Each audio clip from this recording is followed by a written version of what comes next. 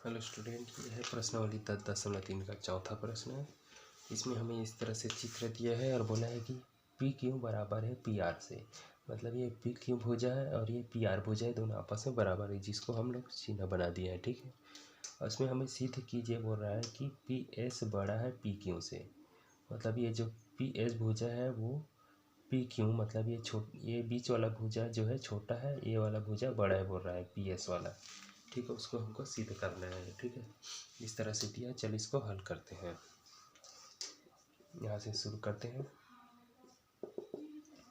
तो जो दिया है उसी से देखिए, पी क्यू बराबर पी आर। ठीक है, पी क्यू बराबर पी आर, इसको हम लिख सकते हैं, दिया है। अब देखिए दिया है तो इसके जो है सम्मुख कोण भी आपस में बराबर होंगे। अगर इसको लिखना चाहे तो कोण क्यू, ये वाला कोण क्यू और ये वाला कोण आर आपस में बराबर होंगे। ठीक है, क्योंकि इसके सम्मुख भुजा आपस में बराबर है तो इसके सम्मुख कोण आपस में बराबर होते हैं। इसको कारण वही लिखना कि बराबर भुजाओं के सम्मुख कोण बराबर होते हैं। बराबर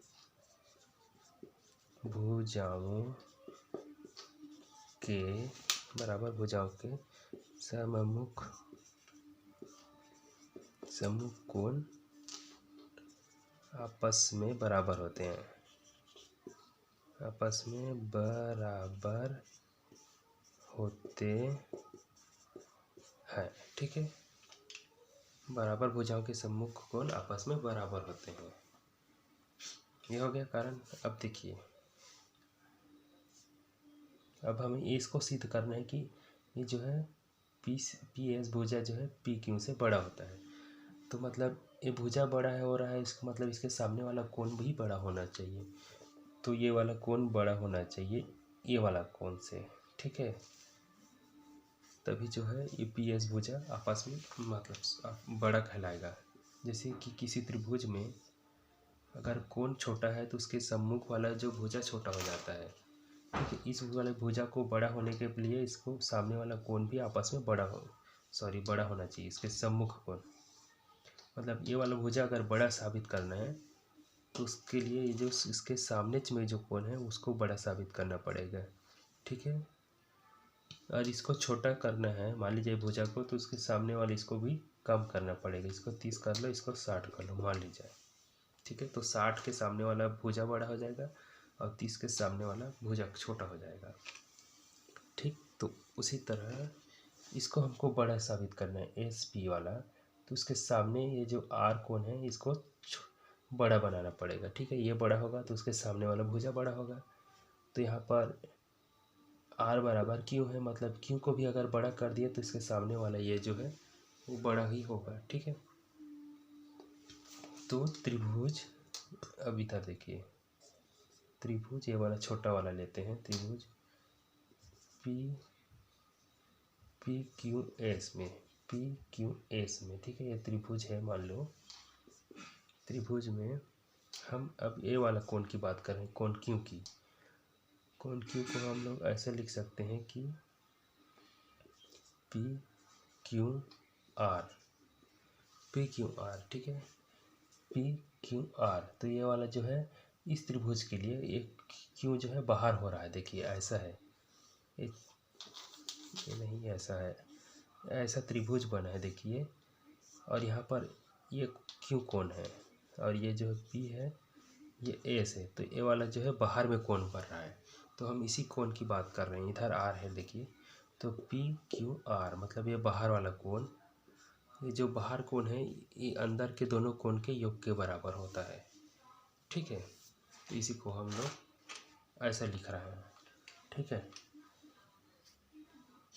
तो अब इसको भी ऐसे लिख सकते हैं, पी क्यू आर भी लिख सकते हैं इसको।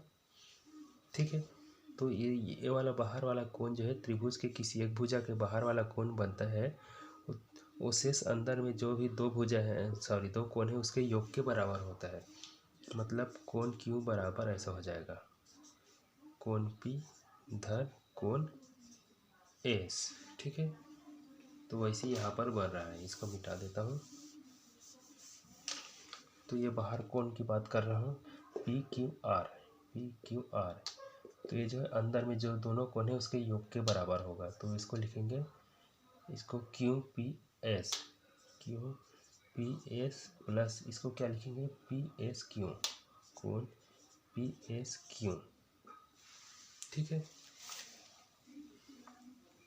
तो इसको डायरेक्ट अभी पी नहीं लिखते। ठीक है, ये जो है इस क्यू कोण की बात हो रहा है। तो क्यू कोण जो है इन दोनों कोणों के योग के बराबर है, मतलब ये वाला जो है बड़ा ही है। ठीक है, बड़ा है इसका मतलब ये जो है क्यू के बराबर तो आर भी है। देखिए क्यू बराबर आर है, तो इसके जगह में हम आर भी लिख सकते हैं ऐसे। और यहाँ पर मैं तो कारण लिखना भूल गया, यहाँ पर कारण लिखना बहिष्य कोण नियम। ठीक है, बहिष्य कोण प्रमेय लिखना, नियम नहीं, प्रमेय। बहिष्य कोण प्रमेय वही होता है कि अगर किसी त्रिभुज के बाहर अगर कोण बनता है तो बाकी दो कोणों के योग के बराबर होता है। ठीक है, अब ये कौन सा कोण है, कोण क्यू की बात कर रहे हैं। ठीक है, तो कोण क्यू है इसके, और कोण क्यू बराबर कोण आर होता है। तो सीधा लिख सकते हैं कोण आर जो है बड़ा है बाकी इन दोनों कोणों से। ठीक है, तो कोण आर बड़ा है, मान लीजिए ये वाला कोण है। ठीक है, कौन सा है ये, हमको सिद्ध करना है पी क्यू वाला, पी क्यू भुजा। तो हम इसको एस को मान लेते हैं। ठीक है, ये आर के बराबर है, तो मान ली जाते हैं कोण आर बड़ा है, इसमें से किसी एक को ले लेते हैं। जैसे कि हमको ये वाला एस वाला कोण को लेना है। ठीक है, तो कोण एस ऐसे डायरेक्टली भी लिख सकते हैं क्योंकि एस अकेला में है। ठीक है, अगर आपको यहाँ समझ में नहीं आ रहा होगा, देखिए कन्फ्यूजन वाला जगह ही है यहाँ पर। ये जो है क्यू कोण की बात कर रहे हैं, क्यू कोण। ठीक है, यहाँ पर क्यू कोण की बात कर रहे हैं और क्यू बराबर आर है, तो हम इसके बदले में डायरेक्ट आर लिख दिए हैं। ठीक है, और यहाँ पर बराबर बड़ा है वाला, सॉरी यहाँ पर बराबर है इन दोनों के बीच से, इन दोनों के योग से। ठीक है, तो अगर हम किसी एक चीज़ के लिए बोलेंगे तो ये तो अकेला बड़ा हो जाएगा। मान लीजिए यहाँ पर सिर्फ एस कोण की बात कर रहे हैं। ठीक है, ये क्यू कोण है फिलहाल के लिए, ये क्यू कोण है और इसको हटा दिए तो ये वाला तो बड़ा हो जाएगा और ये वाला जो है छोटा हो जाएगा क्योंकि इसको हटा दिए। अगर ये इसके साथ जुड़े रहता तो बराबर में है। ठीक है, अभी बराबर में है लेकिन इसको हटा देंगे तो ये तो छोटा हो जाएगा, है ना। तो उसी को लिख रहे हैं कि कोण क्यू जो है बड़ा है कोण एस से, ये एस कोण है। ठीक है, पी एस क्यू मतलब एस ही है। तो देखिए पी एस क्यू मतलब एस वाला कोण की बात कर रहे हैं। ठीक है, तो ये क्यू कोण है जो कि बाहर वाला है त्रिभुज से। ठीक है, इसको पी क्यू आर लिखे हैं। ठीक है, वो जो है बड़ा है कोण एस से, तो इसके जगह में हमने क्या कर दिया, क्योंकि क्यू और आर जो है आपस में बराबर है, इसका कारण लिख लेना, कोण क्यू बराबर कोण आर। ठीक, अब ये तो अब जब आर जो है एस से बड़ा है तो इसके जो सम्मुख भुजा भी आपस में बड़ा हो गए। तो आर के सम्मुख भुजा ये वाला है। ठीक है, इसको भूल जाओ, अभी इस त्रिभुज की बात नहीं कर रहे हैं। आर के सम्मुख भुजा ये वाला है, वो क्या है, ये है पी एस। ठीक है, पी एस बड़ा है, एस के सामने वाला भुजा देखिए ये वाला है। ठीक है, ये दोनों भुजा आपस में बराबर है, तो चाहे इसको लिखो या इसको लिखो, तो हम लोग इसी को जो सिद्ध करने वाला है, देखिए एक बार, एस के सामने भुजा ये भी आ रहा है ये भी आ रहा है। ठीक है, और ये दोनों भुजा आपस में बराबर है, तो इसी को लिख लेते हैं क्योंकि यही सिद्ध करना है पी क्यू। ठीक है, तो इसी को लिख लेते हैं पी क्यू। ठीक है, तो ये होता है, सिद्ध हुआ। ठीक है, अब थोड़ा से कन्फ्यूजन वाला बात होगा लेकिन आपको प्रैक्टिस करके जरूर देखना होगा। ठीक है, प्रैक्टिस करेंगे तो आसान हो जाएगा।